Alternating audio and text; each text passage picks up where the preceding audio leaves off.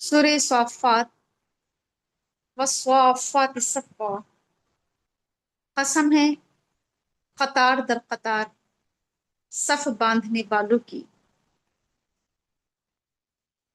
और कसम है जज्र जज्र तौबीह करने वाले फरिश्तों की, अल्लाह का जिक्र डालने वाले, अल्लाह का जिक्र सुनाने वाले, तिलावत करने वालों की कसम।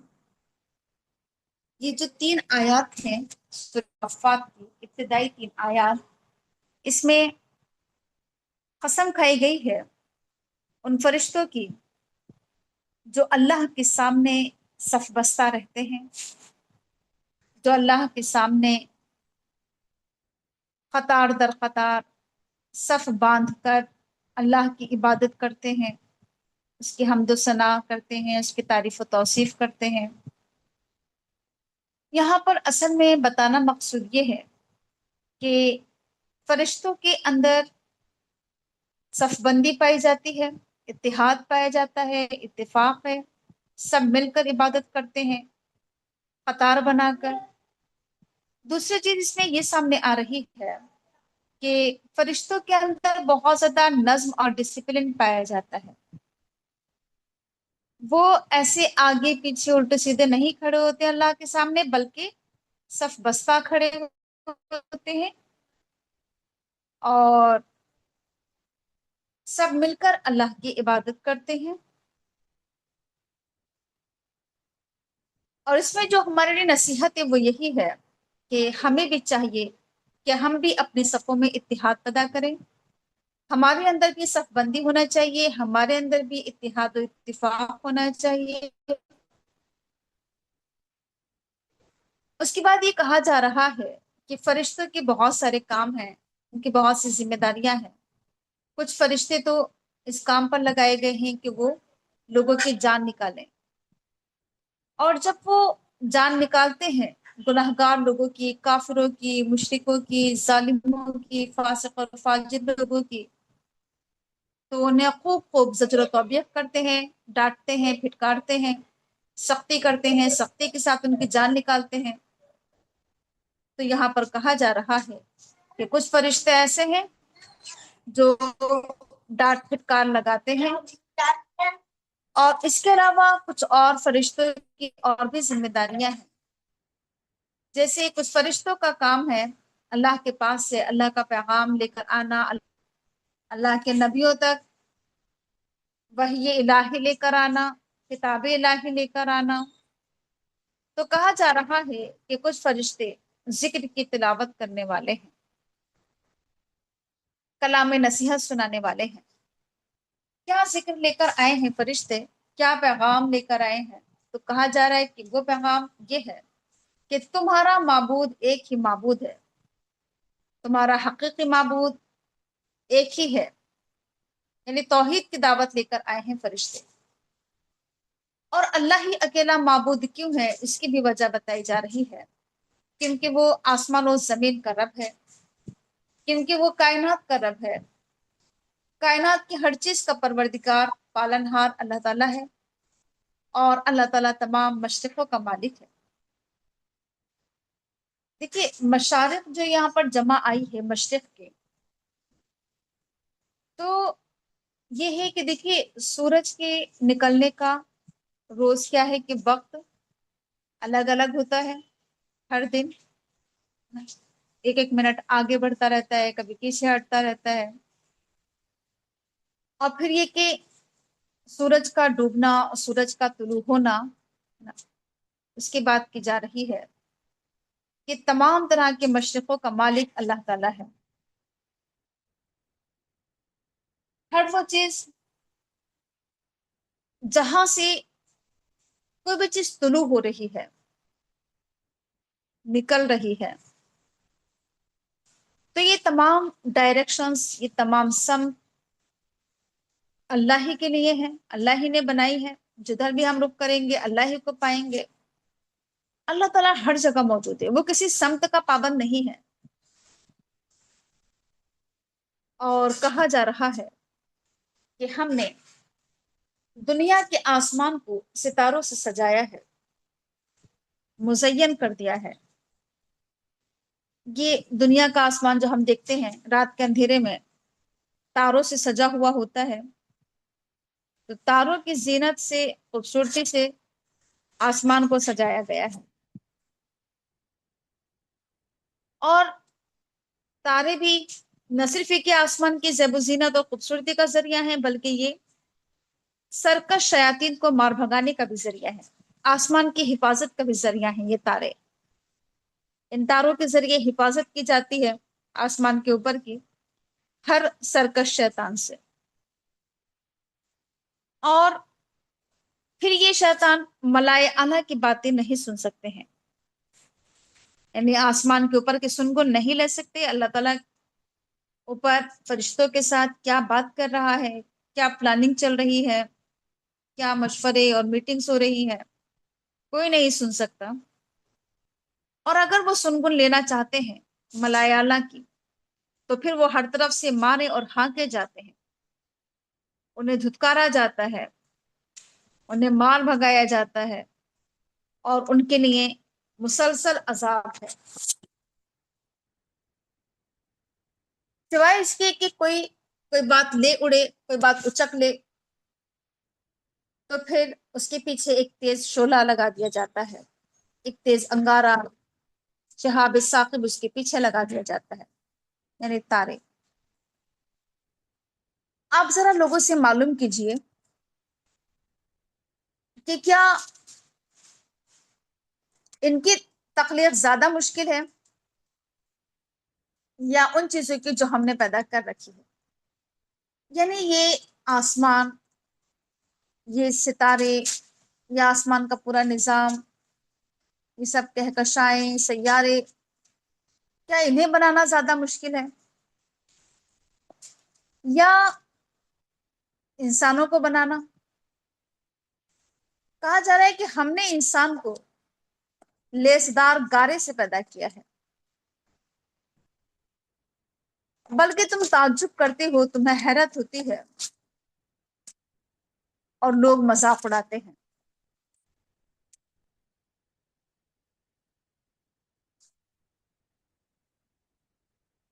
یعنی انسان کو بڑی حیرت ہوتی ہے اس بات پر کہ کیسے اللہ تعالیٰ نے یہ آسمان، یہ زمین، سورج، چاند، ستارے، یہ انسان کیسے بنا دیا، اور پھر مذاق بھی اڑاتے ہیں۔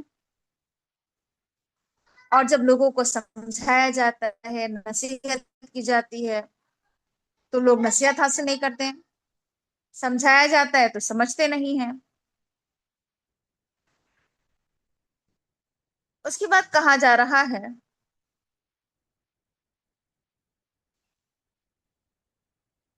کہ جب وہ کوئی آیت دیکھتے ہیں، کوئی نشانی دیکھتے ہیں، تو کوئی معجزہ دیکھتے ہیں، تو پھر اس کا مذاق اڑاتے ہیں، اللہ کی آیات کا، اللہ کے معجزوں کا، اللہ کی نشانیوں کا مذاق اڑاتے ہیں لوگ، اور کہتے ہیں اللہ کی آیات کو کہ یہ تو کھلا جادو ہے، صریح جادو ہے یہ۔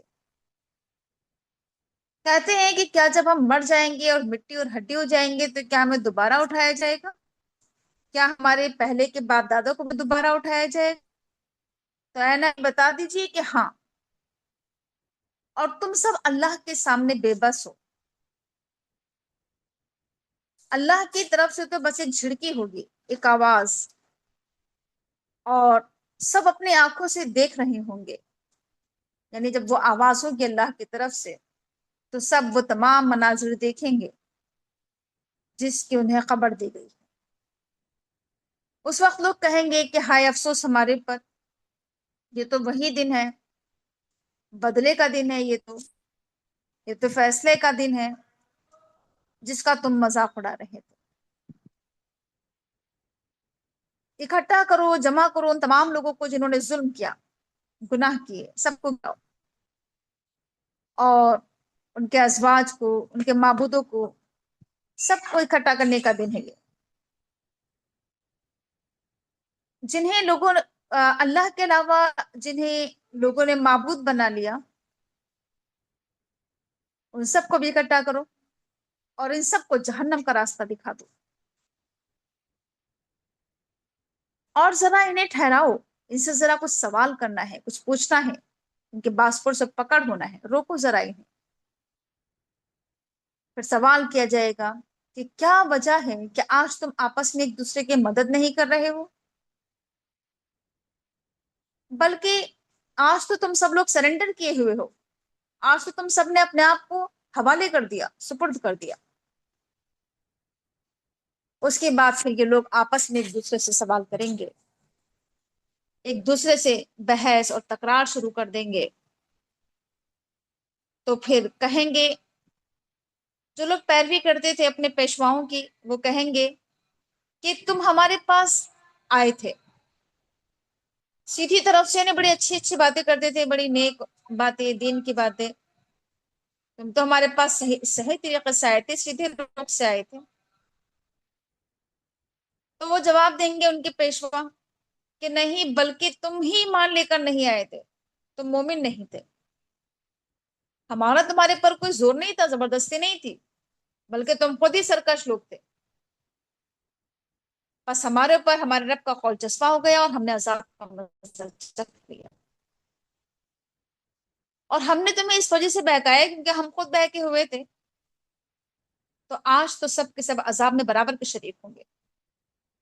बेशक हम मुजरिमीन के साथ ऐसा ही करते हैं।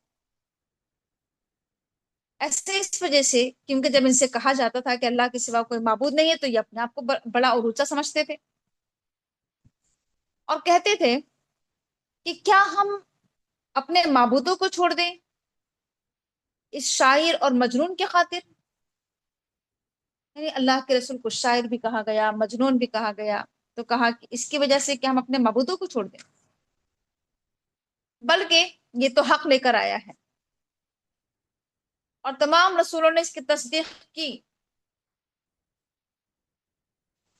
बेशक तुम सब दर्दनाक अजाब का मजा चखोगे। यानी तुम अल्लाह के रसूल को शायर और मजनून कहते हो, बल्कि अल्लाह के रसूल तो हक लेकर आए हैं, तमाम रसूलों ने आकर पेशन गोई की थी, तस्दीक की थी तमाम रसूलों ने। बस अब तुम सब लोग को अब तुम सबको दर्दनाक अजाब का मजा चखना है और तुम्हें तुम्हारे आमाल का बदला दिया जाएगा। सिवाय अल्लाह ताला के चुने हुए बंदों के, मुखलिस बंदों के, उनके लिए अल्लाह की तरफ से मुतय्यन रिस्क है, उनके लिए मेवे हैं, और वहां पर नेमत वाली जन्नत में उनका इकराम किया जाएगा, इज्जत की जाएगी उनकी, और वो सब आमने सामने मसनदों पर टेक लगाए बैठेंगे और वहां पर उनके सामने शराब के चश्मों से सागर भर भर के उनके दरमियान फिराए जाएंगे। यानी मशरूबात उन पर लाए जाएंगे बार बार, साफो शफाफ सागर चश्मों से भर भर कर उनके सामने फिराए जाएंगे, चमकते हुए बिल्कुल रोशन, पीने वालों के लिए बहुत ही लजीज मशरूब। ऐसे मशरूब उन्हें दिए जाएंगे कि जिससे ना तो उनके जिस्म में कोई जरर पैदा होगा, कोई नुकसान होगा, और ना ही उससे उनकी अक्ल खराब होगी, ना ही जिस्म को कोई नुकसान पहुंचेगा, ना ही अक्ल खराब होगी। और जन्नत में उनके लिए नीची निगाहें वाली, पस्त निगाहों वाली, खूबसूरत आंखों वाली हूरें होंगी। यानी पाकिज़ा, पाकुसफ, यानी बहुत ही इफ्फत माआब और नीची शर्मो हया वाली उनके लिए अजवाज होंगी, और वो इस कदर खूबसूरत होंगी कि जैसे किसी नाजुक अंडे के छिलके के नीचे छुपी हुई झिल्ली। फिर ये सब लोग आपस में एक दूसरे से सवाल करेंगे, एक दूसरे की तरफ मुतवज्जा होकर एक दूसरे के हालात मालूम करेंगे। उनमें से एक कहने वाला कहेगा कि दुनिया में मेरा एक साथी होता था, एक दोस्त होता था, जो मुझसे ये कहता था کہ کیا تم بھی تصدیق کرنے والوں میں سے ہو؟ یعنی کیا تم بھی اس بات کو سچا سمجھتے ہو، سچا مانتے ہو کہ کیا جب ہم مر جائیں گے اور مٹی اور ہڈی ہو جائیں گے تو کیا ہم دوبارہ، ہمیں کیا سزا دی جائے گی، جزا اور سزا دی جائے گی؟ تو وہ کہے گا کہ کیا تم یہ چاہتے ہو کہ اس کا حال معلوم کریں ہم، وہ کہاں پر ہے، اس شخص کا کیا حال ہے، وہ کہاں پر ہے وہ؟ اور یہ کہہ کر جیسے ہی وہ جھکے گا تو جہنم کی گہرائی میں اس کو دیکھ لے گا، اور پھر اس کو مخاطب کرے گا، اس سے کہے گا کہ تو قریب تھا کہ مجھے بھی ہلاک کر دیتا، مجھے بھی برباد کر دیتا، اگر میرے رب کا میرے پر احسان نہ ہوتا، اس کی نعمت نہ ہوتی، تب تو میں آج ان لوگوں میں سے ہو جاتا جو پکڑے گئے ہیں، جو حاضر کیے گئے ہیں جہنم میں جہنم رسید ہو جاتا۔ تو کیا اب ہم مرنے والے نہیں ہیں؟ کیا اب ہمیں موت نہیں آئے گی؟ بس جو موت آنا تھی وہ آ چکی ہے، اب ہمیں کوئی عذاب نہیں ہونا ہے؟ بے شک آخرت کی کامیابی بڑی کامیابی ہے، اور اس کے لیے آخرت کی کامیابی کے لیے لوگوں کو چاہیے کہ عمل کریں، عمل کرنے والوں کو عمل کرنا چاہیے اگر وہ چاہتے ہیں کہ آخرت کی فوز عظیم حاصل ہو، بڑی کامیابی حاصل ہو، جنت حاصل ہو، تو اس کے لیے عمل درکار ہے۔ اس کے بعد کہا جا رہا ہے کہ کیا جنت کی مہمان نوازی یہ زیادہ بہتر ہے یا زقوم کا درخت؟ یعنی جہنم کا درخت، کڑوا کسیلا کانٹوں بھرا درخت، کیا جہنم کی ضیافت بہترین ہے یا پھر جنت کی ضیافت بہترین ہے؟ بے شک ہم نے زقوم کے درخت کو ظالموں کے لیے فتنہ بنا دیا ہے۔ زقوم کا درخت ایک ایسا درخت ہے جو جہنم کی بالکل تہ سے نکلتا ہے، اور اس کی شاخیں یا کانٹے ایسے ہیں جسے شیطان کی سر۔ جہنم کے لوگ اس زقوم کے درخت کو کھائیں گے اور اسی سے اپنا پیٹ بھریں گے، پھر ان کے لیے وہاں پر پینے کے لیے کھولتا ہوا پانی ہوگا، اس کے بعد پھر وہ پلٹیں گے جہنم کی طرف۔ یہ وہ لوگ ہیں جنہوں نے اپنے باپ دادا کو گمراہ پایا تو اپنے باپ دادا کے نقش قدم پر چل پڑے، دوڑ پڑے، حالانکہ ان سے پہلے بہت سے لوگ گمراہ ہو چکے تھے، تب بھی اپنے باپ دادا کے نقش قدم پر چلے۔ ہم نے ان کے بیچ میں بہت سارے باخبر کرنے والے رسول بھیجے، تو تم دیکھو ان لوگوں کو جنہیں ڈرایا گیا تھا، خبردار کیا گیا تھا، ان کا انجام کیا ہوا؟ سوائے اللہ کے ان بندوں کے جنہیں اللہ تعالیٰ نے چن لیا، وہ بچ گئے۔ نوح علیہ السلام نے ہمیں پکارا، ہم سے دعائیں کی تھی، اور دیکھو ہم کتنی اچھی دعائیں قبول کرنے والے ہیں۔ ہم نے نوح علیہ السلام کو نجات دی، ان کے اہل کو نجات دی اس کرب عظیم سے، اس بڑے غم سے، بڑی آزمائش سے، اور ہم نے نوح علیہ السلام کی ذریت کو باقی رکھا،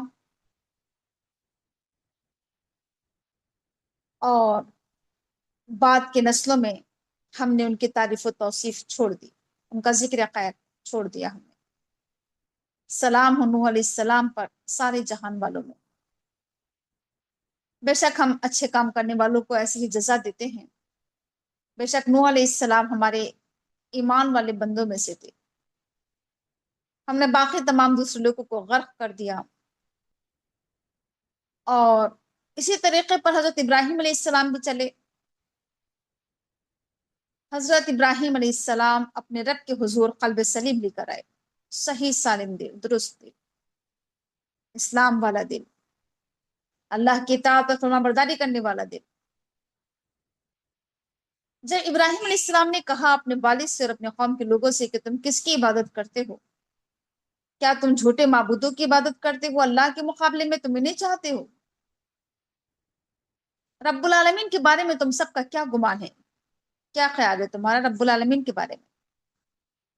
یہ انہوں نے اپنے قوم کے لوگوں کو دعوت دی، جھوٹے معبودوں کی تردید کی اور اللہ کا تعارف کرایا، اللہ کی پہچان کرائی۔ اور ابراہیم علیہ السلام بہت زیادہ غور و فکر کرنے والے تھے. وہ آسمان پر یعنی کائنات پر غور و فکر کرتے تھے، ہر چیز پر، تارے پر، چاند پر، ستاروں پر. انہوں نے تاروں پر بھی ریسرچ کی تھی، غور و فکر کیا تھا. انہوں نے یہ بھی کہا تھا، بہانہ بھی کیا تھا انہوں نے کہ میں بیمار ہوں، میں نہیں جا سکتا، جبکہ تمام شہر کے لوگ شہر سے باہر جا رہے تھے. تو انہوں نے کہا تھا کہ میں بیمار ہوں، میں نہیں جا سکتا، طبیعت خراب ہے. تو تمام لوگ چلے گئے تھے انہیں چھوڑ کر. تو ان کے پیچھے ابراہیم علیہ السلام نے ان کے معبودوں کی جگہ پر گھس گئے اور کہنے لگے جا کر ان جھوٹے معبودوں سے کہ کیا تم کھاتے نہیں ہو؟ تم کھاتے کیوں نہیں ہو؟ تمہیں کیا ہو گیا؟ تم بولتے کیوں نہیں ہو؟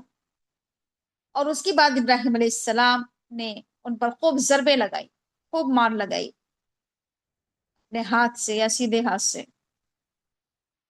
جب وہ تمام لوگ واپس آئے تو وہ لوگ اپنے معبودوں کے پاس آئے دوڑ کر. تو وہ کہنے لگے ابراہیم علیہ السلام کہ کیا تم ان معبودوں کو جنہیں تم اپنے ہاتھوں سے تراشتے ہو، ان کی عبادت کرتے ہو؟ تم جنہیں تم اپنے ہاتھوں سے بناتے ہو، تراشتے ہو، خراشتے ہو، انہیں کو معبود بنا لیتے ہو، حالانکہ تمہارا خالق اللہ ہے، اللہ نے تمہیں بنایا ہے، اللہ تمہارا بھی خالق ہے، اور جو کچھ تم بناتے ہو ان کا خالق بھی اللہ ہے. انہیں بھی تو اللہ نے بنایا. یہ پتھر جن سے تم بت بناتے ہو، مورتیاں بناتے ہو، یہ بھی تو اللہ کے بنائے ہوئے ہیں. یہ پتھر بھی تو، یہ بھی تو اللہ کی مخلوق ہے. اس پر وہ لوگ کہنے لگے کہ آگ کا ایک الاؤ تیار کرو اور ابراہیم علیہ السلام کو اس دہکتے ہوئی آگ کے ڈھیر میں پھینک دو.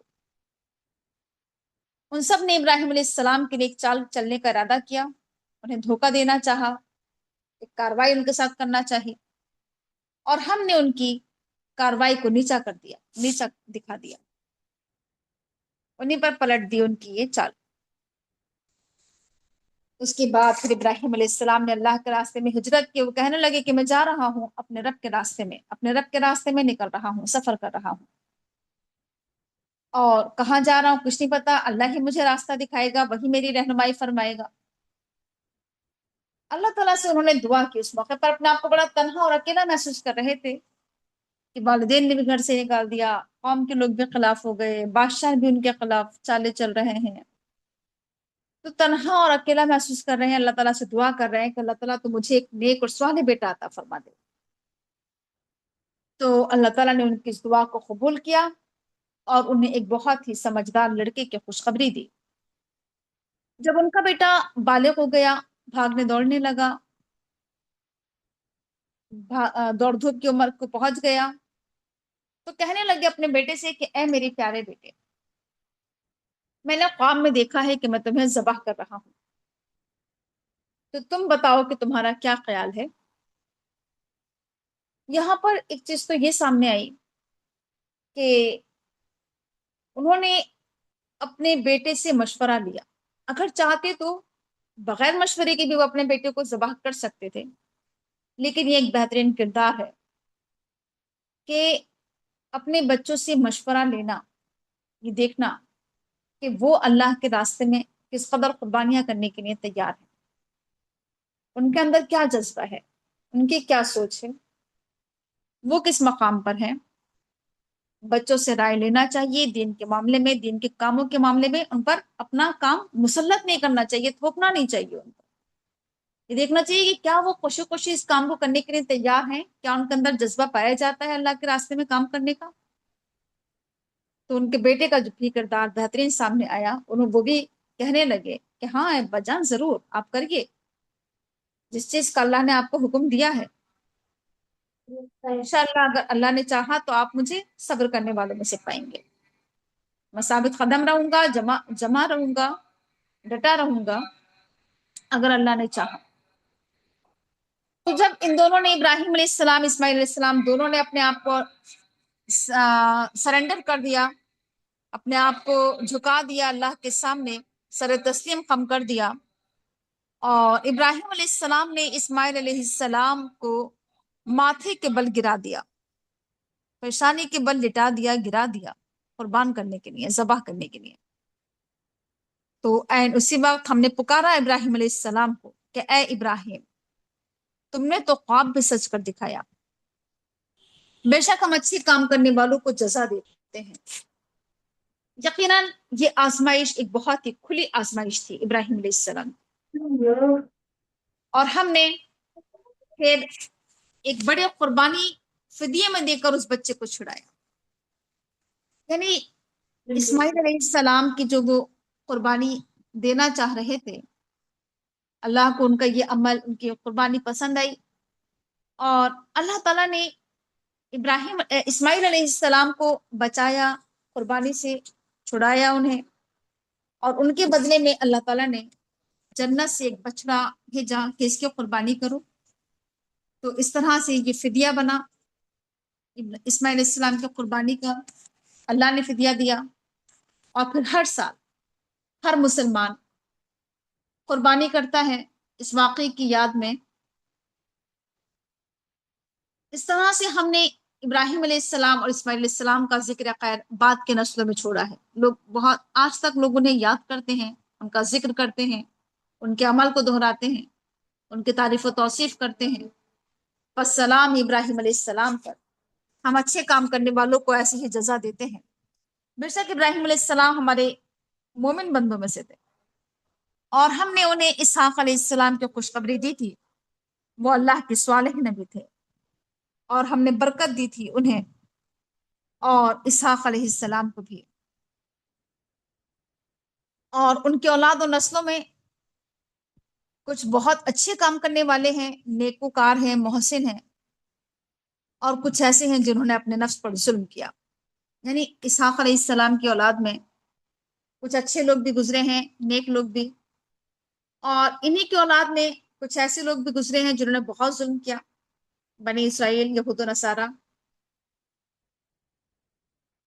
کہا جا رہا ہے کہ ہم نے موسیٰ علیہ السلام اور ہارون علیہ السلام پر بھی احسان فرمایا تھا، ہم نے ان دونوں کو نجات دی تھی، اور ہم نے ان کے قوم کو بھی آزمائش سے بچایا تھا،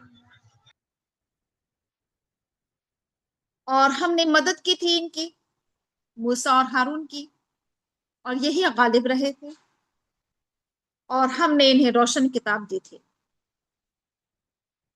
موسیٰ اور ہارون کو، یعنی تورات، اور ہم نے ان کی رہنمائی فرمائی تھی سیدھے راستے کی طرف، اور ہم نے ان کا ذکر خیر بعد کے نسلوں میں باقی رکھا۔ سلام موسیٰ اور ہارون پر، ہم اچھے کام کرنے والوں کو ایسی ہی جزا دیتے ہیں، بے شک وہ ہمارے مومن بندوں میں سے تھے۔ اور بے شک الیاس علیہ السلام وہ بھی یقیناً اللہ کے رسولوں میں سے ہیں، جب انہوں نے اپنے قوم کے لوگوں سے کہا تھا کہ کیا تم اللہ سے ڈرتے نہیں ہو، کیا تم بال کو پکارتے ہو؟ بال یہ ایک بت کا نام ہے، سونے کا بنا ہوا تھا یہ، تو کیا تم اس سے دعائیں کرتے ہو، اسے پکارتے ہو؟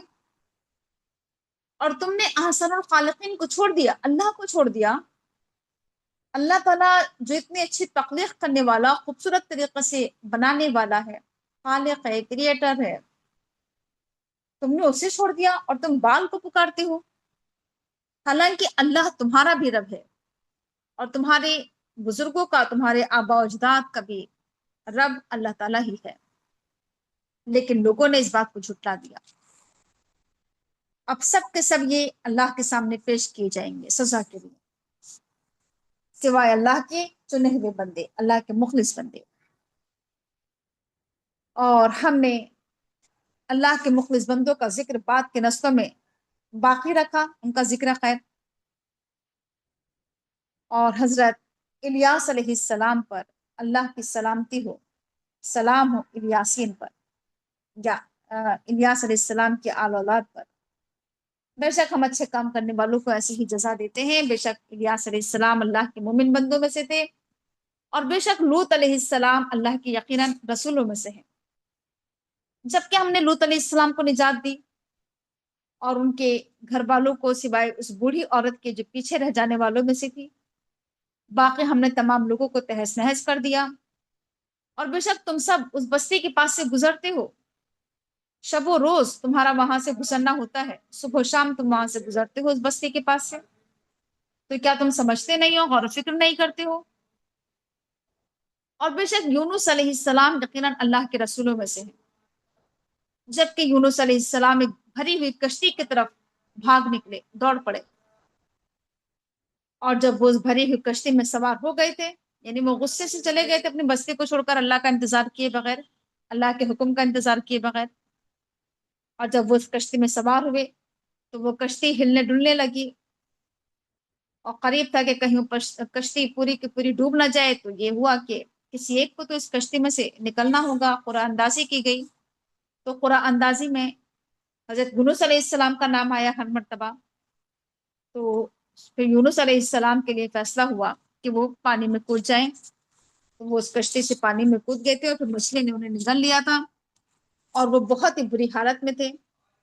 بس اگر وہ اللہ کی تسبیح بیان نہ کرتے اس مچھلی کے اندر، تو پھر وہ قیامت تک اس مچھلی کے پیٹ میں رہتے، لیکن انہوں نے وہاں پر مچھلی کے پیٹ میں دعا کی تھی، اللہ کی تسبیح بیان کی تھی کہ لا الہ الا انت سبحانک انی کنت من الظالمین، تو پھر ہم نے ان کی دعا قبول کی، اور ہم نے مچھلی کے پیٹ سے انہیں نکالا، اور مچھلی نے انہیں بہت ہی بری حالت میں ایک چٹیل زمین پر پھینک دیا، بہت بیمار حالت میں، اور پھر ہم نے اس جگہ پر، اس ساحل پر ہم نے ایک بیلدار درخت اگا دیا تھا، اور پھر اس کے بعد ہم نے یونس علیہ السلام کو دوبارہ سے پھر ان کے قوم کی طرف بھیجا۔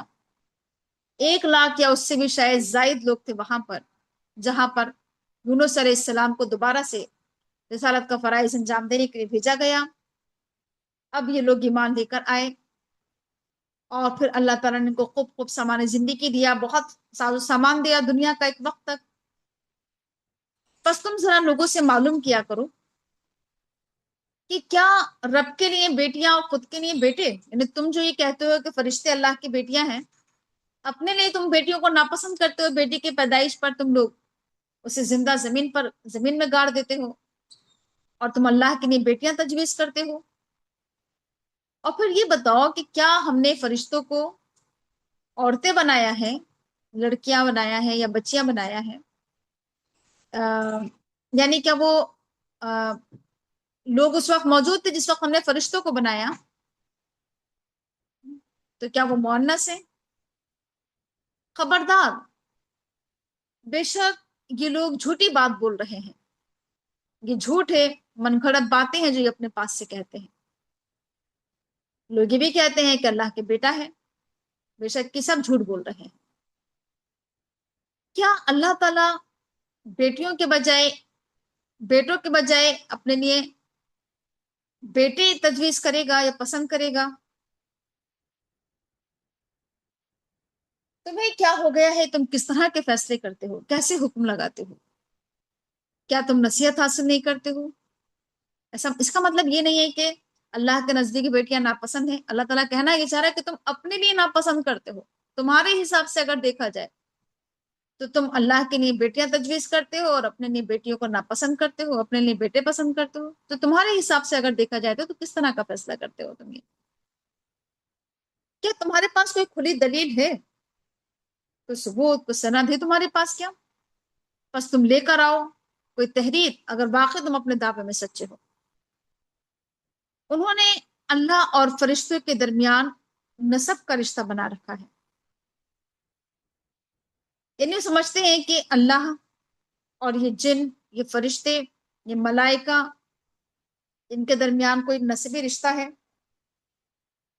حالانکہ تمام ملائکہ کو بھی خوب معلوم ہے، جنوں کو بھی خوب معلوم ہے کہ ان سب کو اللہ کے سامنے پیش ہونا ہے، حاضر ہونا ہے، بس وہ اللہ کی تسبیح بیان کرتے ہیں، پاکی بیان کرتے ہیں کہ اللہ پاک ان تمام باتوں سے جو باتیں لوگ بناتے ہیں، سوائے اللہ کے نیک بندوں کے وہ اس طرح کی باتیں نہیں کرتے ہیں۔ بے شک تم سب اور وہ جن کی تم عبادت کرتے ہو، تم اللہ سے کسی کو پھیر نہیں سکتے، ہٹا نہیں سکتے، توحید سے سوائے اس شخص کے جو جہنم رسید ہونے والا ہے، یعنی جو تمہاری باتوں میں آ جائے گا وہ جہنم میں جائے گا، بھڑکتی ہوئی آگ میں جھلسے گا، جلے گا۔ تو کہا جا رہا ہے کہ تمہاری باتوں میں تو وہی آئے گا جو جہنم رسید ہونے والا ہے۔ اور ہمارا حال تو یہ ہے کہ ہم میں سے ہر ایک کا ایک مقام مقرر ہے، یعنی فرشتے یہ بات کہیں گے کہ ہم میں سے ہر ایک کی کوئی نہ کوئی ذمہ داری ہے، کوئی نہ کوئی کام مقرر ہے، کوئی نہ کوئی مقام مقرر ہے، ہر ایک کا متعین ہے، پہلے سے طے شدہ ہے کہ کسی کیا کام کرنا ہے، کیا ذمہ داری انجام دینا ہے۔ اور ہم تو اللہ کے سامنے صف بستہ رہتے ہیں، صف بستہ ہو کر ہم اللہ کے خدمتگار ہیں، خادم ہیں۔ اللہ کے سامنے ہم ہاتھ باندھ کر کھڑے ہو جاتے ہیں، صفے لگا کر، اور ہم تو ہر وقت اللہ کی تسبیح بیان کرتے رہتے ہیں۔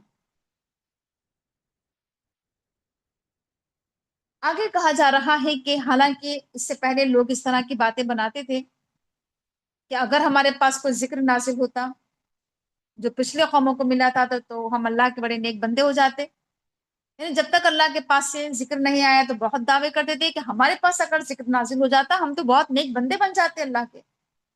لیکن اب جب وہ ذکر آ گیا تو ابھی اس کا انکار کر رہے ہیں، بس جلدی ہی ان لوگوں کو معلوم ہو جائے گا۔ اور ہمارا کلمہ، ہماری بات، ہمارا فیصلہ اپنے بھیجے ہوئے بندوں سے ہم پہلے ہی اس چیز کا وعدہ کر چکے ہیں، گزر چکی ہے ہماری بات کہ ہم نے رسولوں سے کیا معاہدے کیے ہیں، کیا وعدے کیے ہیں۔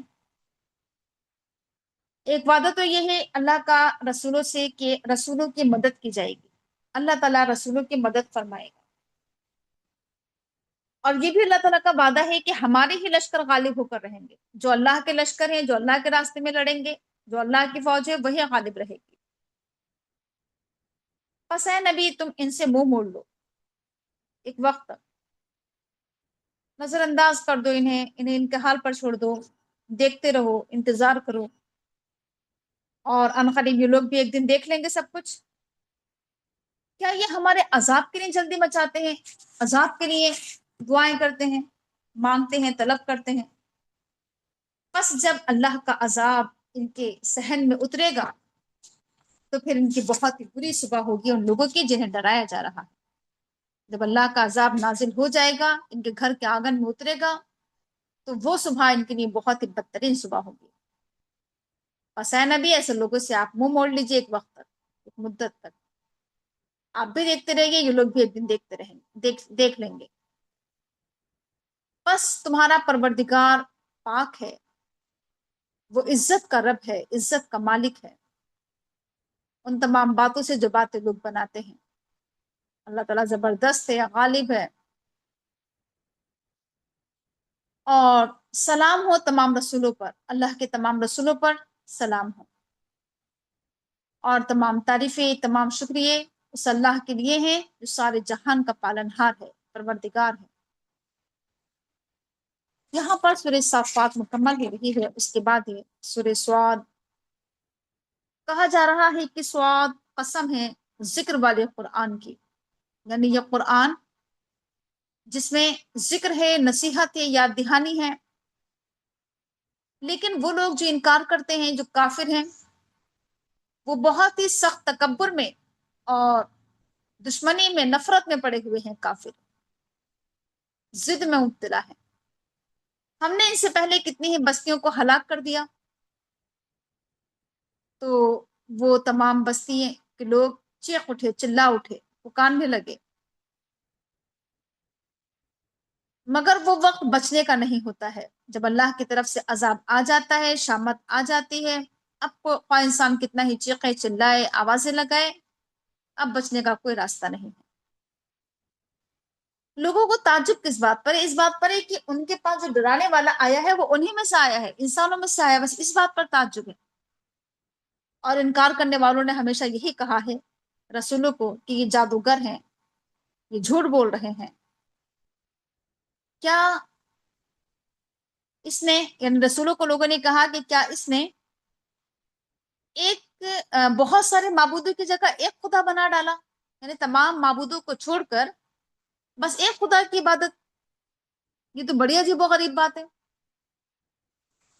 اور جو ان کے سردار تھے، جو ان کے بڑے لوگ تھے، وہ یہ کہتے ہوئے نکل گئے کہ چلو یہاں سے، اور اپنے معبودوں پر جمے رہو، ڈٹے رہو، یعنی جن معبودوں کی تم عبادت کر رہے ہو وہی کرتے رہو۔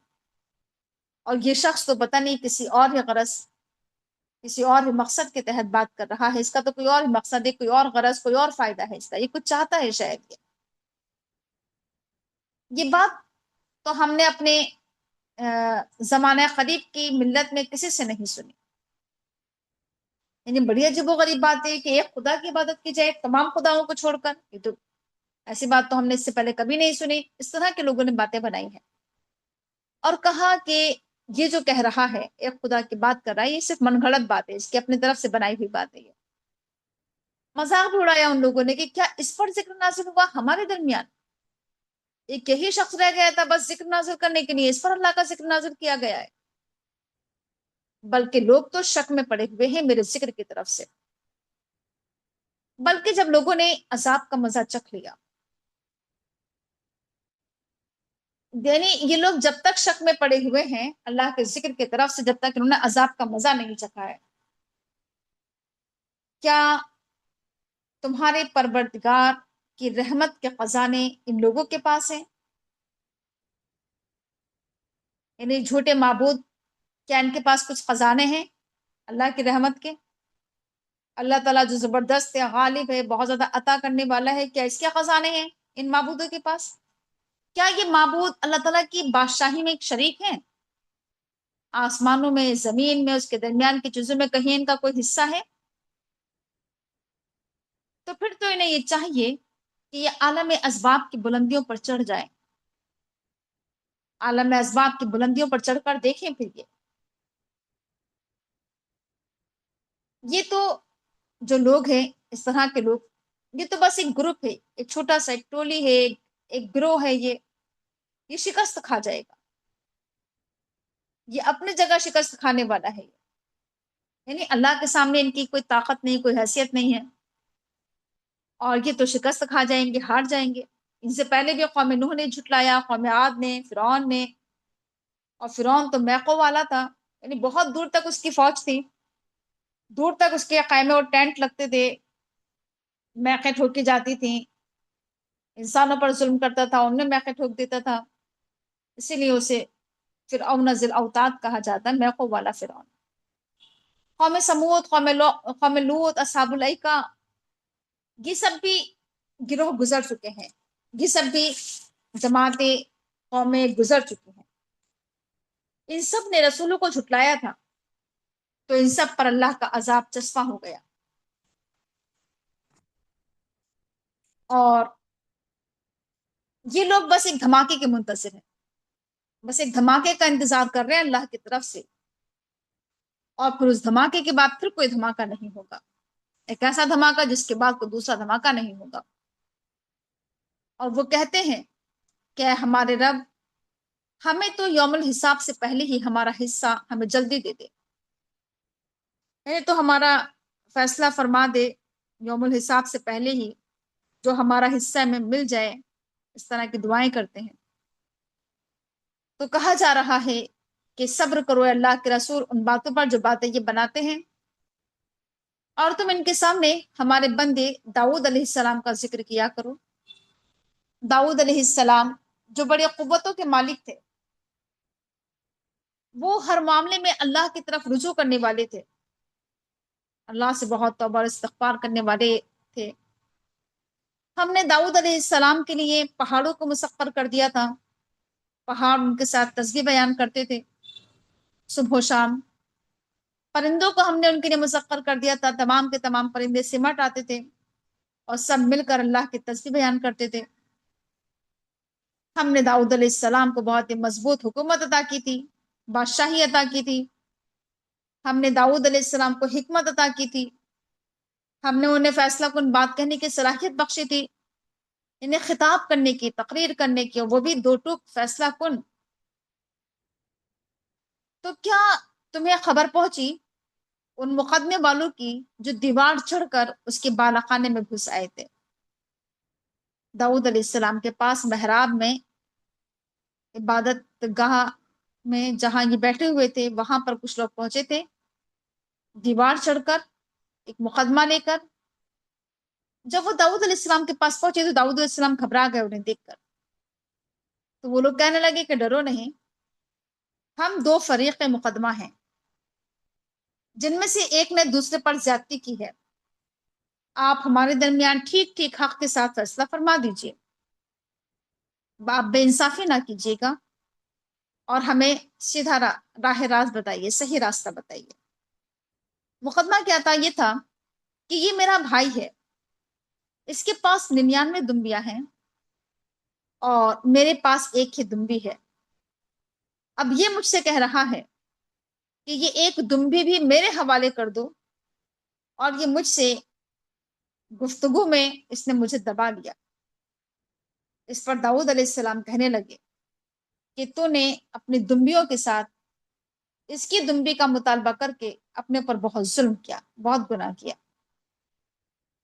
اور بے شک مل جل کر ساتھ رہنے والے اکثر لوگ ایک دوسرے پر زیادتیاں کرتے ہیں، سوائے ان لوگوں کے جو ایمان لے کر آتے ہیں اور جو اچھے کام کرتے ہیں، اور ایسے لوگ بہت ہی کم ہیں۔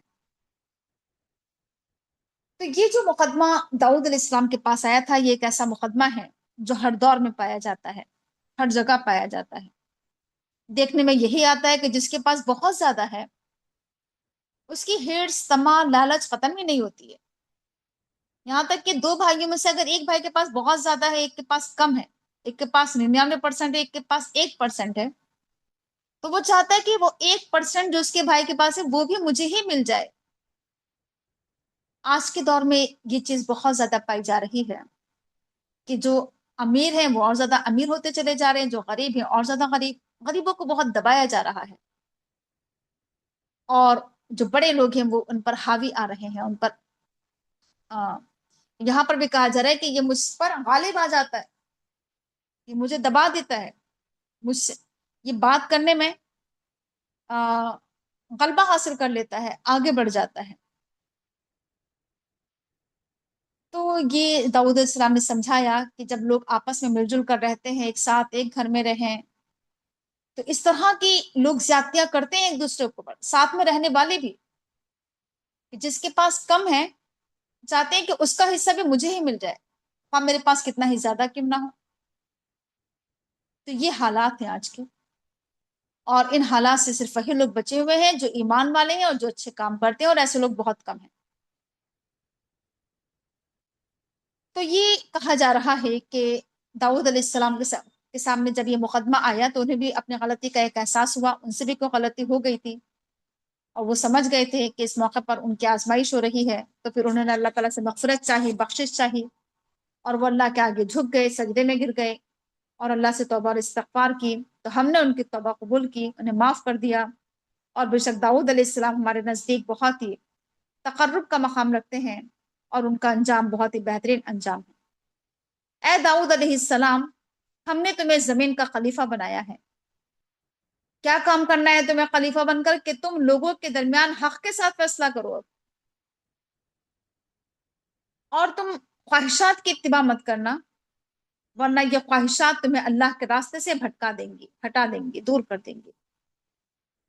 خواہشات جو ہوتی ہیں وہ انسان کو اللہ کے راستے سے ہٹا دیتی ہیں۔ بے شک جو اللہ کے راستے سے بھٹک جاتا ہے اس کے لیے سخت عذاب ہے، کیونکہ اس نے یوم الحساب کو بھلا دیا ہے۔ ہم نے زمین، آسمان اور اس کے درمیان کی چیزوں کو بے مقصد نہیں بنایا، فضول میں نہیں بنایا۔ یہ دنیا، یہ کائنات ایسی ہی ابس پیدا نہیں کر دی گئی ہے، یہ تو کافروں کا خیال ہے، کافروں کا گمان ہے یہ تو، کہ دنیا بس ایسی بے مقصد ہے۔ بس کافروں کے لیے جہنم کی آگ کی تباہی ہے۔ کیا ہم کل آخرت میں ان لوگوں کو جو آج ایمان لے کر آتے ہیں اور اچھے کام کرتے ہیں، کیا ہم انہیں مفسدین میں شامل کر دیں گے؟ وہ لوگ جو زمین میں فساد پیدا کرتے ہیں، بگاڑ پیدا کرتے ہیں، کیا ہم ان کے برابر کر دیں گے، ان کے یکساں کر دیں گے ایمان والوں کو، اچھے کام کرنے والوں کو؟ کیا ہم متقین کو فجار کی صف میں شامل کر دیں گے، متقی اور فاجر کو ایک جیسا کر دیں گے؟ یعنی کسی کا انجام ایک سا نہیں ہوگا۔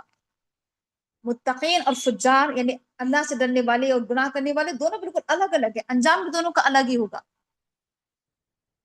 کہا جا رہا ہے کہ یہ قرآن ایک کتاب ہے، اسے ہم نے نازل کیا ہے آپ کی طرف، یہ کتاب بہت ہی مبارک کتاب ہے، بہت ہی برکتوں والی کتاب ہے۔ اس کتاب کو کیوں نازل کیا گیا ہے؟ اس وجہ سے نازل کیا گیا ہے کہ اس کی آیات پر غور و فکر کیا جائے، اس کی آیات پر تدبر کیا جائے، اس کی آیات کو سمجھا جائے، اس کی تشریح و توضیح، اس کی تفسیر، اس کی گہرائی اور گہرائی میں اترا جائے، اور پھر کیا کریں؟ سمجھنے کے بعد، تدبر کرنے کے بعد پھر نصیحت حاصل کریں، سبق حاصل کریں۔ اور جو اس پر غور و فکر کرتے ہیں قرآن پر اور پھر نصیحت حاصل کرتے ہیں، وہی عقل والے ہیں، عقل والے ہی ایسا کرتے ہیں۔ اور ہم نے داؤد علیہ السلام اور سلیمان، اور ہم نے داؤد علیہ السلام کو سلیمان علیہ السلام عطا کیے، اور سلیمان علیہ السلام بھی بہت ہی بہترین بندے تھے، بلکہ داؤد علیہ السلام بہت بہترین بندے تھے اللہ کے، وہ اللہ سے بہت زیادہ رجوع کرنے والے تھے۔ اب کہا جا رہا ہے کہ جب سلیمان علیہ السلام کے سامنے ان کے کو سدے ہوئے گھوڑے پیش کیے جاتے تھے شام کے وقت، یعنی وہ گھوڑے جن کی تربیت کی جاتی تھی، ٹریننگ کی جاتی تھی جنگ کے لیے، جب وہ گھوڑے ان کے سامنے پیش کیے جاتے تھے تو وہ اس وقت کہتے تھے کہ میں نے اس مال کی محبت اپنے رب کی یاد کی وجہ سے اختیار کی ہے، یعنی میں مال سے محبت کیوں کرتا ہوں؟ اس وجہ سے کہ اس مال کو دیکھ کر مجھے اللہ کی یاد آتی ہے، تو اپنے رب کی یاد کرنے کے لیے میں نے اس مال سے محبت کی ہے۔ جب جب بھی وہ اللہ کی نعمتوں کو دیکھتے تھے، اپنے پاس مال و دولت دیکھتے تھے، فوراً اللہ کو یاد کرتے تھے، اللہ کا شکر ادا کرتے تھے۔ تو جب ان کے سامنے گھوڑے لائے گئے، یہ سدے ہوئے گھوڑے، اور جب وہ ان کی نگاہوں سے اوجھل ہو گئے، انہوں نے حکم دیا کہ واپس انہیں میرے پاس لے کر آؤ، اور پھر وہ ان گھوڑوں کو پر اپنا ہاتھ پھیرنے لگے، ان کی پنڈلیوں پر، گردنوں پر ہاتھ پھیرا انہوں نے، اور کہا جا رہا ہے کہ ہم نے سلیمان علیہ السلام کو بھی آزمایا تھا، انہیں بھی آزمائش میں ڈالا تھا، اور اس کی کرسی پر ہم نے ایک جسد لا کر ڈال دیا، ایک جسم، ایک ڈیڈ باڈی۔ تو سلیمان علیہ السلام نے اللہ کی طرف رجوع کیا، توبہ استغفار کیا، انہوں نے اللہ سے معافی مانگی اور کہا کہ اللہ تعالیٰ تو مجھے معاف کر دے، اور تو مجھے ایک ایسی بادشاہی عطا کر جو میرے بعد کسی کے لیے سزاوار نہ ہو، ایسی بادشاہی کبھی کسی نے نہ کی ہو، نہ کسی اور کو دے، تو بہت زیادہ عطا کرنے والا ہے۔ نبیوں کی آزمائش بھی ہوئی ہے، نبیوں کو آزمایا بھی گیا ہے، اور بہت سی اس طرح کے واقعات پیش آئے ہیں انبیاء کرام کی زندگی میں کہ ان لوگوں کو اپنے غلطی کا احساس ہوا ہے۔ اچھا، ایسا ہوتا ہے کہ ہر ایک کی زندگی میں اس طرح کے واقعات پیش آ جاتے ہیں کہ فوراً انسان کو اپنی غلطی یاد آ جاتی ہے اس واقعے کو دیکھ کر۔ ایسے ہی داؤد علیہ السلام کے ساتھ ہوا، ایسے سلیمان علیہ السلام کے ساتھ ہوا۔ اور پھر یہ ایک بات اس میں یہ بھی ہے کہ جیسے سلیمان علیہ السلام نے اللہ تعالیٰ سے ایک ایسی بادشاہی مانگی کہ اس طرح کی بادشاہی کسی کو نہ ملے۔ دیکھیے، اللہ تعالیٰ کا فضل بہت ہی وسیع ہے، اللہ سے اس کی شان کے حساب سے مانگنا چاہیے، اللہ سے اس کا فضل طلب کرنا چاہیے۔ اس میں کوئی حرج کی بات نہیں ہے کہ انسان اللہ تعالیٰ سے مال و دولت مانگے، حکومت مانگے، بادشاہی مانگے، جو بھی اللہ تعالیٰ کا فضل مانگے، اس میں کوئی حرج کی بات نہیں ہے اگر کوئی اللہ سے اس کا فضل طلب کر رہا ہے، کوئی اچھا گھر مانگ رہا ہے، یا کوئی بھی اچھی کوئی چیز اللہ سے مانگ رہا ہے، یہ تو اللہ کا فضل ہے، اللہ کی شان ہے۔ تو سلیمان علیہ السلام نے اللہ سے بادشاہی مانگی تھی اور کہا تھا کہ تو بہت زیادہ دینے والا ہے، تو اللہ تعالیٰ نے ان کو دعا قبول کی، اور اللہ تعالیٰ نے انہیں باقی ایسی بادشاہی دی کہ اس جیسی بادشاہی کبھی کسی نے نہیں کی۔ ان کے لیے ہوائیں مسخر کر دی گئی، وہ ہوا پر سفر کرتے تھے، اور ہوائیں ان کے حکم سے چلتی تھیں نرمی کے ساتھ، جدھر وہ چاہتے تھے ادھر وہ اپنا تخت موڑ لیا کرتے تھے، اور یہاں تک کہ جنوں کو، شیاطین کو بھی سلیمان علیہ السلام کے انڈر میں دے دیا، ان کے ماتحتی میں، ان کے بس میں کر دیا، مسخر کر دیا ان کے لیے۔ وہ ہر طرح کی کاریگری، ہر طرح کی تعمیری کام کرتے تھے، بلڈنگیں بناتے تھے، اونچے اونچے محلات بناتے تھے، بہت اچھے کاریگر تھے، معمار تھے وہ، اور ان میں سے بہت سے غوطہ خور تھے، پانی میں کود جاتے تھے اور وہاں سے بہت کچھ نکال کے لے کر آتے تھے۔ بہت سی اس طرح کے بھی ان کے پاس جن اور شیاطین تھے جو بیڑیوں میں جکڑے ہوئے تھے، پابند سلاسل تھے، قید تھے ان کے سامنے، اور جب وہ ان تمام چیزوں کو دیکھتے تھے، ان تمام نعمتوں کو جو اللہ نے انہیں دی تھی، تو وہ کہتے تھے کہ میرے رب کی عطا ہے، یہ میرے رب کی بخشش ہے، یہ اللہ نے مجھے دیا ہے۔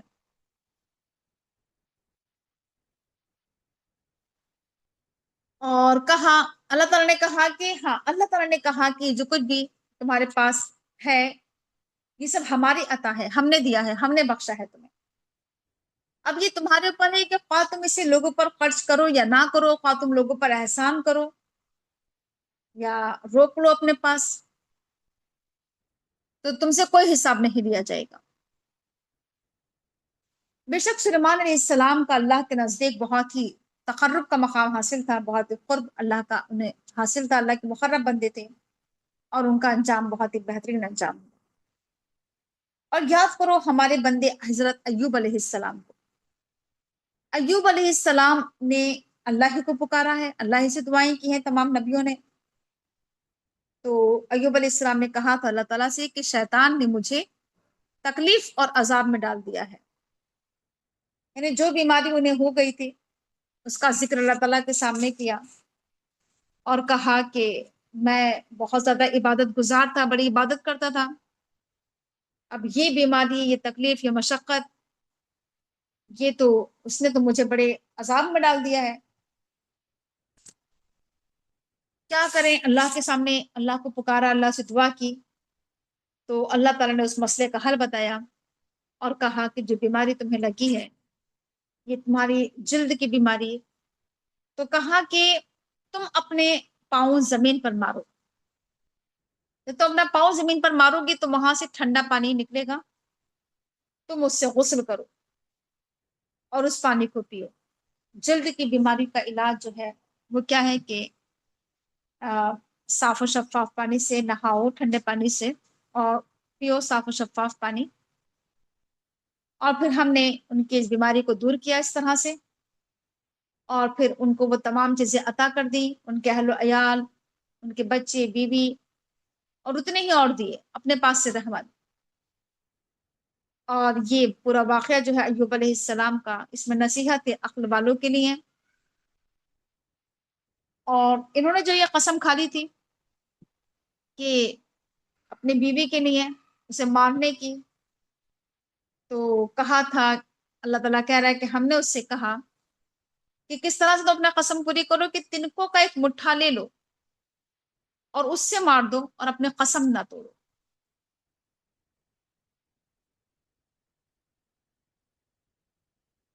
اور کہا جا رہا ہے کہ یعنی قسم بھی پوری ہو جائے ان کی اور طلاق بھی واقع نہ ہو۔ آگے اللہ تعالیٰ کہہ رہا ہے کہ ہم نے ایوب علیہ السلام کو بہت صبر کرنے والا پایا تھا، بہت صابر بندے تھے اللہ تعالیٰ کے وہ، بیماری میں بھی انہوں نے بہت صبر کیا، بہت ہی بہترین بندے تھے اللہ کے۔ بیماری سے پہلے بھی وہ اللہ ہی کی عبادت کرتے تھے، بیماری میں بھی اللہ کی عبادت کی، اور اس کے بعد جب درست اور صحیح ہو گئے تب بھی اللہ کی عبادت پر جمے رہے، ڈٹے رہے۔ بہت ہی بہترین بندے تھے وہ، اللہ سے بہت زیادہ لو لگانے والے، رجوع کرنے والے۔ اور ہمارے بندے ابراہیم، اسحاق، یعقوب کو بھی یاد کرو، ان کا بھی ذکر کرو، وہ بھی بہت طاقتور تھے، بڑے قوت والے تھے، بہت دیدہ ور لوگ تھے، یعنی ان کے پاس بصارت تھی، بصیرت تھی، طاقت تھی، قوت تھی۔ ہم نے ان تمام لوگوں کو چن لیا تھا، ایک خالص صفت کی بنیاد پر ہم نے انہیں اپنے لیے چن لیا تھا، اور وہ تھی آخرت کی یاد، یعنی آخرت کو یاد کرتے تھے وہ، ہم نے انہیں اپنے لیے خالص کیا۔ بے شک وہ سب ہمارے چنے ہوئے بندوں میں سے ہیں، نیک لوگوں میں سے ہیں۔ اور یاد کرو اسماعیل علیہ السلام اور الیسا اور ذوالکفل، ان کا بھی ذکر کرو، یہ بھی سب ہمارے نیک بندوں میں سے ہیں، نیک لوگوں میں سے ہیں۔ تو یہ ذکر ہے، تمام انبیاء کرام کا تذکرہ ہے، اور بے شک متقین کے لیے بہترین ٹھکانہ ہے،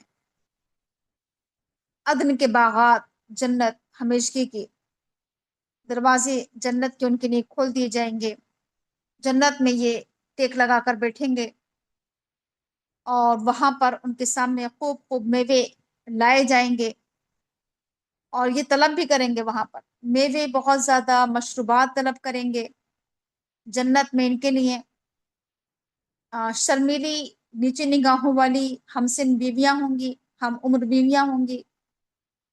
تو یہ وہ ہے جس کا تم سے وعدہ کیا جا رہا ہے، اور یہ سب کچھ تمہیں یوم الحساب میں عطا کیا جائے گا، حساب کے دن تمہیں عطا کیا جائے گا۔ بے شک یہ سب ہماری عطا ہے، ہمارا رزق ہے، یہ جنت کی نعمتیں، اور یہ کبھی ختم ہونے والی نہیں ہے۔ تو یہ ہے متقین کا انجام۔ اس کے مقابلے میں جو سرکش لوگ ہیں، جو نافرمان لوگ ہیں، ان کا ٹھکانہ بدترین ٹھکانہ ہے جہنم۔ جہنم میں وہ جھلسیں گے، اور جہنم بدترین ٹھکانہ ہے۔ تو یہ ان کے لیے ہیں، سرکشوں کے لیے۔ بس یہ عذاب کا مزہ چکھیں، کھولتے ہوئے عذاب کا، اور خون اور پیپ اور کڑوی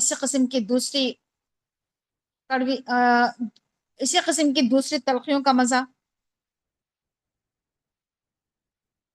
جب یہ لوگ جہنم میں ہوں گے، اور پھر جب دوسرے لوگوں کو جہنم میں ڈالا جائے گا، تو وہ کہیں گے کہ یہ ایک لشکر ہے جو تمہارے پاس گھسا چلا آ رہا ہے، ایک اور فوج ڈالی جا رہی ہے جہنم میں۔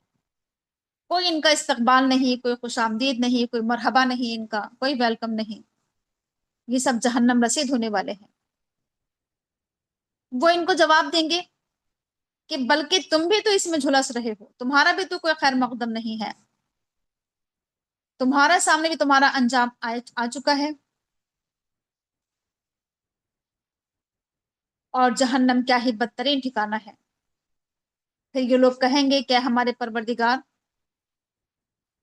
جس نے ہمیں اس انجام تک پہنچایا ہے، جہنم تک، تو اسے دوہرا عذاب دے۔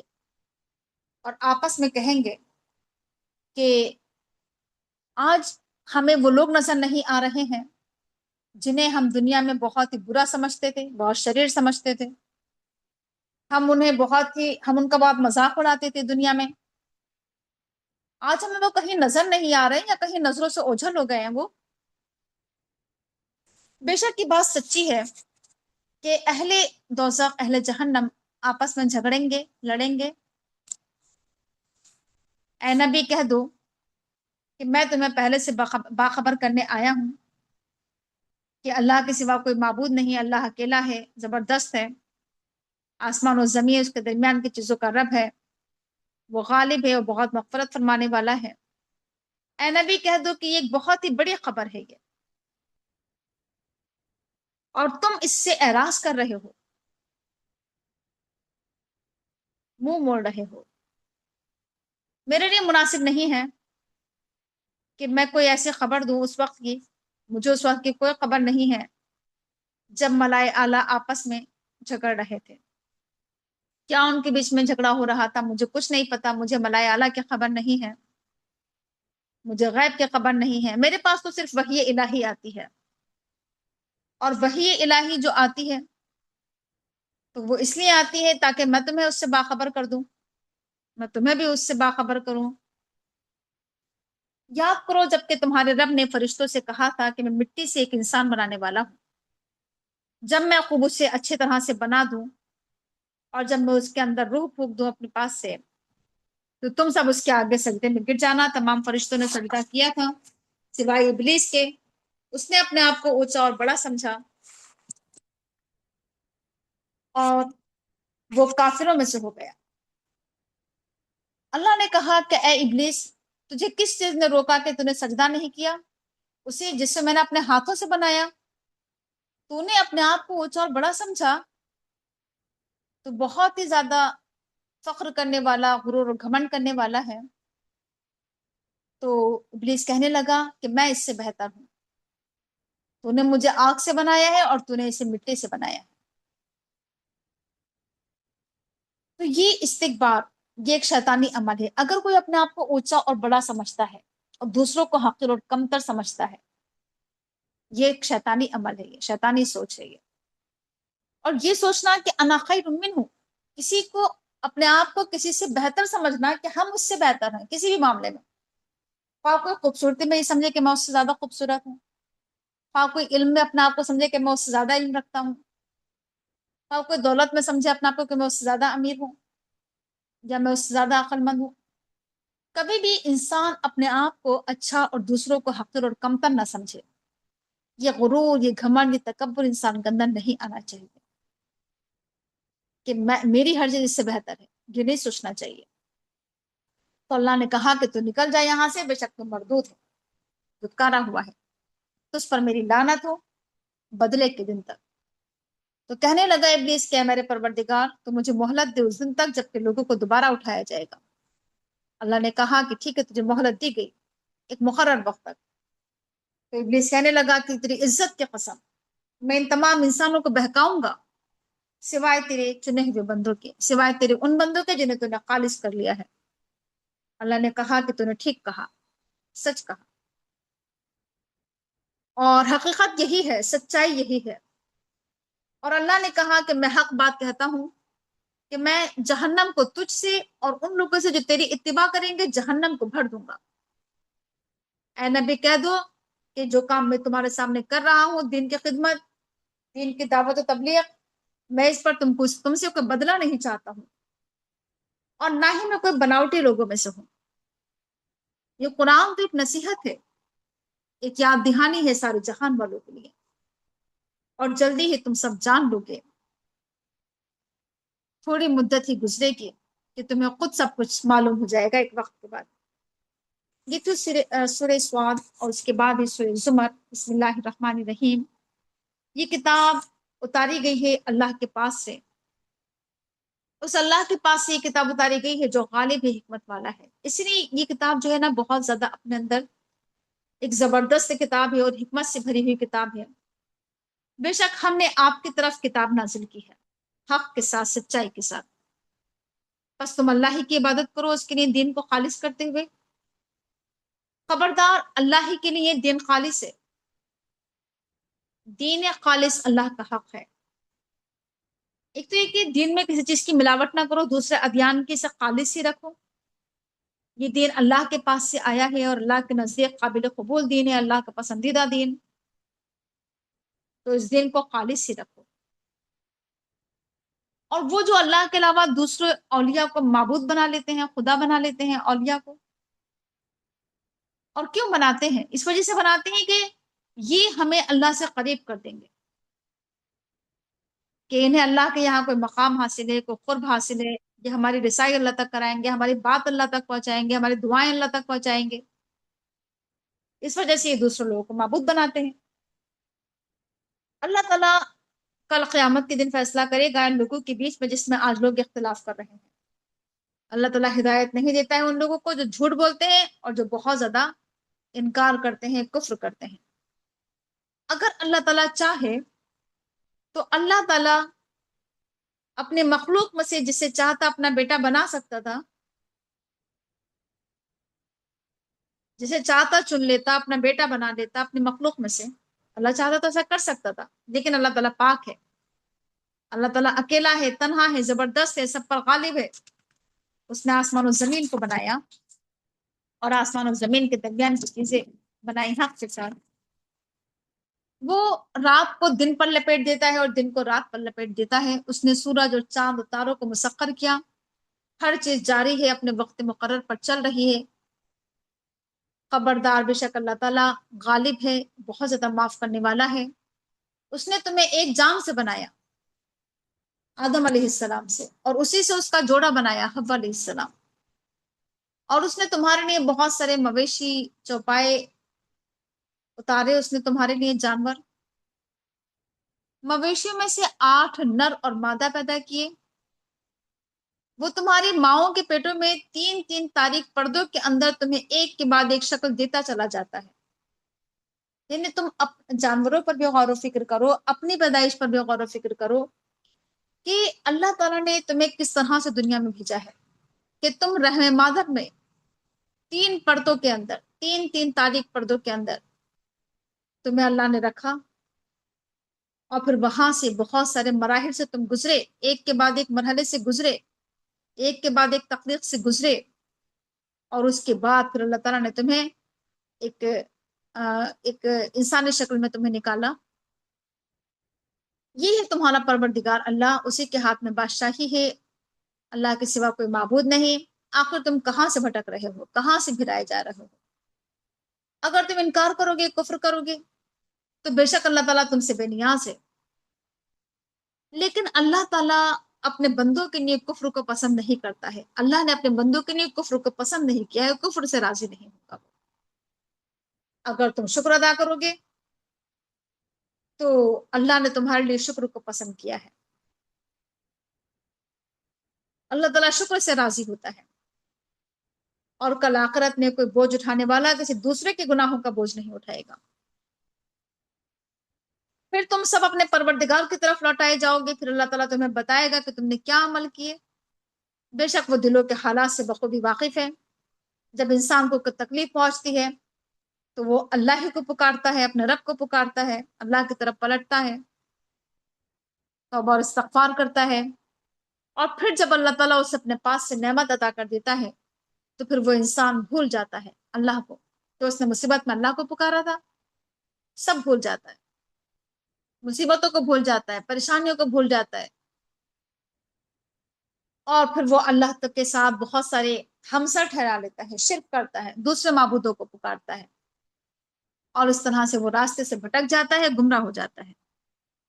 اے نبی کہہ دو کہ تمہیں جتنا فائدہ اٹھانا ہے دنیا سے، جتنا سامان لینا ہے، نفع اٹھانا ہے تو لے لو،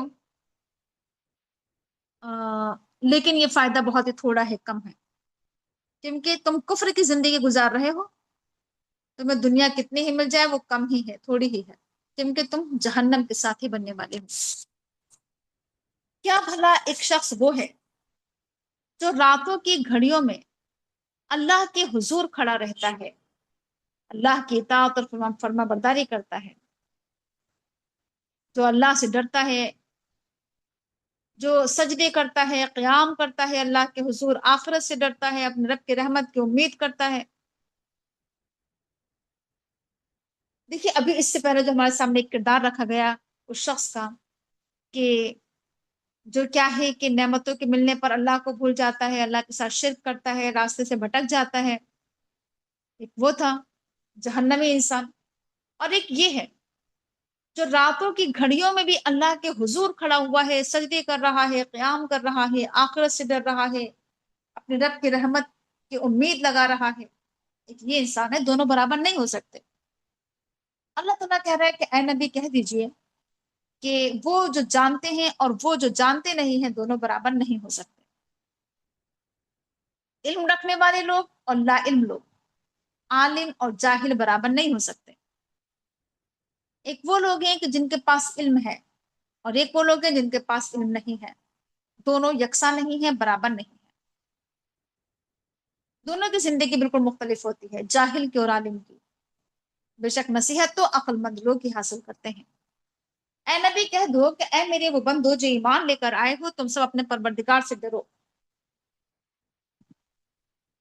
جو لوگ اس دنیا کی زندگی میں اچھے کام کرتے ہیں، نیک کام کرتے ہیں، ان کے لیے بھلائی ہے، اچھائی ہے، انہیں بدلے میں بھی اچھائی ملتی ہے، اور اللہ کی زمین بہت وسیع ہے۔ بے شک صبر کرنے والوں کو بغیر حساب کے اجر دیا جائے گا۔ اے نبی کہہ دو کہ مجھے یہ حکم دیا گیا ہے کہ میں اللہ کی عبادت کروں، اللہ کے لیے دین کو خالص کروں، اور مجھے یہ حکم دیا گیا ہے کہ میں سب سے پہلے مسلمان ہو جاؤں، سب سے پہلے میں خود اطاعت کروں، مسلم بنوں۔ اے نبی کہہ دو کہ مجھے ڈر ہے کہ کہیں اگر میں نے رب کی نافرمانی کی، کہیں میرے پر بڑے دن کا عذاب نہ آ جائے۔ اے نبی کہہ دو کہ اللہ کی میں عبادت کرتا ہوں، اس کے لیے اپنے دین کو خالص کرتے ہوئے، بس تم سب عبادت کرو جس کی تم چاہتے ہو اللہ کے مقابلے میں، اللہ کو چھوڑ کر جس کی تمہیں عبادت کرنا ہے کرو، میں تو اللہ ہی کی عبادت کروں گا۔ کہہ دو کہ بے شک نقصان اور خسارہ تو ان لوگوں کا ہوگا، خسارے والے تو وہ ہیں جنہوں نے اپنا اور اپنے گھر والوں کا خسارہ کیا آخرت میں۔ کل آخرت میں جس کا خسارہ ہوا وہ سب سے بڑا خسارے میں ہے۔ خبردار، کل آخرت کا خسارہ سب سے کھلا خسارہ ہے، کھلا نقصان ہے۔ کل آخرت میں ان کے اوپر آگ کی چھتریاں ہوں گی، اور ان کے نیچے بھی आग ही होगी। आग के बिस्तर, आग के शामियाने, आग के ओढ़ने, ऊपर भी आग नीचे भी आग। ये है वो अंजाम जिससे अल्लाह ताला डरा रहा है अपने बंदों को। ऐ मेरे बंदो, बस तुम अल्लाह से डरो। और वो जो तागूत की इबादत करते, और वो जो तागूत से बचते हैं, तागूत की बंदगी से बचते हैं, तागूत की इबादत नहीं करते हैं, बल्कि अल्लाह की तरफ पलटते हैं, अल्लाह की तरफ रुजू करते हैं, उनके लिए खुशखबरी है जन्नत की। बस तुम मेरे ऐसे बंदों को खुशखबरी सुना दो। कौन है अल्लाह के बंदे? तो कहा जा रहा है कि वो है जो मेरे मेरे कलाम को गौर से सुनते हैं, तवज्जो के साथ सुनते हैं, अल्लाह का कलाम, अल्लाह का कौल, अल्लाह की बात, और जो बहुत अच्छे तरीके से इसकी इत्तिबा करते हैं, आसान तरीके से, बेहतरीन तरीके से इसकी इत्तिबा करते हैं, अल्लाह के कलाम की, इसके पीछे चलते हैं। ये वो लोग हैं कि अल्लाह ने इन्हें हिदायत बख्शी है, रास्ता दिखाया है, हिदायत पर हैं ये, और यही अक्ल वाले हैं, यही दानिशमंद है। और वो जिस पर अल्लाह के अजाब का फैसला चस्पा हो चुका हो, तो क्या तुम उसे जहन्नम से बचा सकते हो? लेकिन वो लोग जो अपने रब से डर कर जिंदगी गुजारते हैं, उनके लिए कल जन्नत में बुलंद इमारतें हैं, बाला खाने हैं, मंजिल पर मंजिल बनी हुई ना, एक इमारत के ऊपर दूसरी इमारत, बिल्डिंग्स पर बिल्डिंग्स, जिसके नीचे नहरें जारी हैं। ये अल्लाह का वादा है, अल्लाह ताला अपने वादे के खिलाफ वर्जी नहीं करता है। क्या तुम देखते नहीं हो कि अल्लाह ताला आसमान से पानी नाजिल फरमाता है, और फिर ये पानी को अल्लाह ताला बहा देता है चश्मों की शक्ल में, दरियाओं की शक्ल में। अल्लाह ताला ने जो आसमान से पानी बरसाया है, तो ये पानी को अल्लाह ताला चश्मों और दरियाओं की शक्ल में जमीन के अंदर जारी कर देता है, और फिर इस पानी के जरिए बहुत सारी खेतियां निकलती हैं, अलग अलग मुख्तलिफ रंगों की। और फिर एक दिन ये खेतियां खुश्क हो जाती हैं, सूख जाती हैं, फिर तुम देखते हो कि ये खेतियां जर्द पड़ जाती हैं, और फिर बिल्कुल ये झाड़ झंकार हो जाती हैं, भुस बन जाती हैं। इन सब में यकीनन नसीहत है अक्ल वालों के लिए। कहा जा रहा है कि क्या वो शख्स जिसे अल्लाह ने शरह सद्र अता किया हो इस्लाम के लिए, और वो अपने रब की तरफ से नूर पर हो, एक तो वो इंसान है कि जिसका सीना खुला हुआ है इस्लाम के लिए, जो मुतमईन है इस्लाम पर, इस्लाम के तमाम अहकामात और तमाम तालीमात पर वो मुत्तफिक है, और उसे इत्मीनान है, उसके दिल में कोई कुढ़न नहीं, कोई घुटन नहीं, कोई तंगी नहीं इस्लाम के अहकामात के ताल्लुक से। उसे पूरा पूरा इल्म भी है, शरह सद्र है, वो खूब अच्छी तरह से जानता है इस्लाम के तमाम अहकामात और तालीमात, इस्लाम का पूरा इल्म है, और वो रोशनी में है, उजाले में है, नूर में है अल्लाह की तरफ से। कुरान का इल्म उसके पास है, दीन का इल्म उसके पास है। तो एक वो इंसान है, और एक वो है कि जिसका दिल अल्लाह के जिक्र से क्या है कि सख्त है। बस तबाही है ऐसे लोगों के लिए जिनके दिल सख्त है अल्लाह के जिक्र से। यानी वो जो अल्लाह का जिक्र करना नहीं चाहते हैं, वो जो अल्लाह का जिक्र सुनना भी नहीं चाहते हैं, वो जिनके दिल बहुत सख्त हैं, नमाजों की तरफ से गाफिल, कुरान से गाफिल, तो जिनके दिल बहुत सख्त हैं अल्लाह के जिक्र से, जो नसीहतों से बहुत गाफिल, तो ऐसे लोग खुली गुमराही में हैं। अल्लाह ताला ने बहुत ही अच्छा कलाम नाजिल किया है, कुरान करीम अहसनुल हदीस है, बेहतरीन कलाम है। अल्लाह ने इसे आहिस्ता आहिस्ता थोड़ा थोड़ा उतारा है, जिसके तमाम अज्जा हम रंग हैं, जिसमें मजामीन बार बार दोहराए जाते हैं। यानी सबसे अच्छा कलाम, सबसे अच्छी बात कुरान करीम है, अहसन कलाम, बेस्ट कलाम। कुरान करीम से ज्यादा, कुरान करीम से ऊपर कोई कलाम नहीं है, टॉप पर कुरान करीम ही है। इसकी जो आयात है, इसके जो अज्जा हैं, वो सब आपस में एक दूसरे से मिलते जुलते हैं, मुतशाबे हैं, मुतशाबे आयात हैं। और इसकी जो आयात हैं वो बार बार दोहराई जाती हैं, बार बार एक ही मजमून दोहराया जाता है इसमें। इसमें याद दहानी है, एक ही आयत को बार बार दोहराया जाता है। यह एक ऐसा कलाम है कुरान करीम कि जिसे पढ़ने के बाद, सुनने के बाद रोंगटे खड़े हो जाते हैं। رونگٹے کھڑے کر دینے والا کلام ہے یہ، یعنی انسان کے اوپر رقت طاری کر دینے والا، رلا دینے والا کلام، دل پر اثر کرنے والا کلام، دل پذیر، اثر آفرین۔ اور کن لوگوں کے رونگٹے کھڑے ہوتے ہیں اس کلام کو پڑھنے اور سننے کے بعد؟ جن کے دل میں خشیت ہوتی ہے، اللہ کا ڈر ہوتا ہے، جو رب سے ڈرتے ہیں، اور پھر ان کے جسم اور ان کے دل نرم ہو کر اللہ کے ذکر کی طرف راغب ہو جاتے ہیں۔ یعنی جب رونگٹے کھڑے ہوتے ہیں اللہ کے کلام کو سننے کے بعد، تو پھر ان کے دل نرم پڑ جاتے ہیں، ان کے جسم نرم پڑ جاتے ہیں، اور پھر وہ اللہ کے ذکر کی طرف راغب ہو جاتے ہیں۔ یہ ہے اللہ کی ہدایت۔ اللہ تعالیٰ جسے چاہتا ہے ہدایت دیتا ہے، اور جسے اللہ گمراہ کر دے تو اسے ہدایت دینے والا کوئی نہیں۔ تو کیا وہ شخص جو اپنے آپ کو عذاب سے بچائے قیامت کے دن اپنے چہرے کو، تو اس شخص کی بدحالی کا کیا تم اندازہ لگا سکتے ہو، جو قیامت کے روز عذاب کے سخت مار اپنے منہ پر لے گا؟ عذاب کے سخت تھپیڑے اس کے منہ پر لگیں گے آگ کے، اور کہا جائے گا کہ ظالموں سے کہ تم اپنی کمائی کا مزہ چکھو، گناہگار لوگوں سے کہا جائے گا۔ ان سے پہلے کے لوگوں نے وہ جھٹلایا تو ان پر عذاب آیا وہاں سے جہاں سے انہوں نے سوچا بھی نہیں تھا۔ بس اللہ تعالیٰ دنیا کی زندگی میں انہیں ذلت و رسوائی کا مزہ چکھاتا ہے، اور آخرت کا عذاب تو اس سے بھی زیادہ بڑا ہے۔ یعنی ایسے لوگوں پر پھر دنیا میں بھی عذاب آتا ہے، دنیا میں ذلت و رسوائی کا سامنا کرنا پڑتا ہے، اور آخرت کا عذاب تو بہت بڑا ہے، کاش کے لوگ جان لیں۔ ہم نے اس قرآن کریم میں ہر طرح کی مثالیں پیش کر دی ہیں تاکہ لوگ نصیحت حاصل کریں، ہوش میں آئیں۔ یہ قرآن عربی زبان میں ہے، اس قرآن میں کوئی ٹیڑھ نہیں ہے، کوئی کجی نہیں ہے، تاکہ لوگ اللہ سے ڈریں، تقوی اختیار کریں۔ اللہ تعالیٰ ایک مثال دے رہا ہے یہاں پر کہ ایک شخص تو وہ ہے جس کے مالک ہونے میں بہت سارے لوگ شریک ہیں، بہت سے مخلوق شریک ہیں جو اسے اپنی طرف کھینچتے ہیں، اور دوسرا شخص پورا کا پورا ایک ہی آقا کا غلام ہے۔ دیکھیے بڑی اچھی مثال ہے یہاں پر، اگر آپ تھوڑا سا غور کریں کہ ایک وہ انسان ہے جسے سب اپنی طرف کھینچ رہے ہیں، سارے شرکا، یعنی ایک انسان تو وہ ہے جو بہت سے خداؤں کے آگے سر جھکا رہا ہے، کبھی ایک خدا کے، ایک معبود کے آگے سر جھکا رہا ہے، کبھی دوسرے خدا کے آگے جا کر سر جھکا رہا ہے، بہت سے خداؤں کو مانتا ہے وہ۔ مثال کے طور پر اگر کوئی خبر پرستی کرتا ہے، مزار پرستی، مزار پر جاتا ہے، اب وہ ایک کو خوش کرنے کے لیے جاتا ہے، ایک پر چادر چڑھاتا ہے، پھر دوسرے کے در پر جاتا ہے، پھر تیسرے کے آستانے پر جاتا ہے، سب کو خوش کرنا چاہتا ہے، سب اسے اپنی طرف کھینچ رہے ہوتے ہیں۔ ایسے بتوں کی پوجا کرنے والے لوگ ہیں، کبھی ایک بت کے آگے، کبھی دوسری مورتی کے آگے۔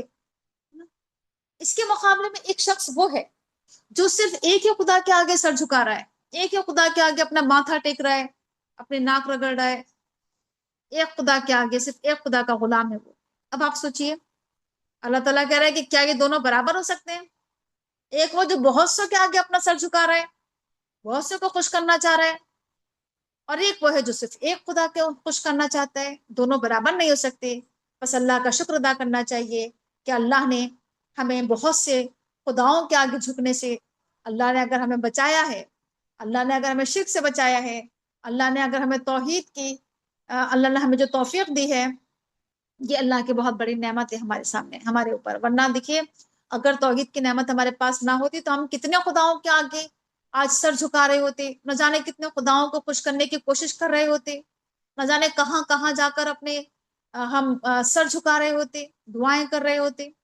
اللہ کا جتنا بھی شکر ادا کیا جائے وہ کم ہے، لیکن اکثر لوگ لا علم ہیں، جہالت کا ثبوت دیتے ہیں، اکثر لوگ جو ہیں وہ علم حاصل نہیں کرتے ہیں، اس لیے چونکہ ان کے پاس دین کا، قرآن کا علم نہیں ہے، اس لیے وہ اس طرح کی حرکتیں کرتے ہیں۔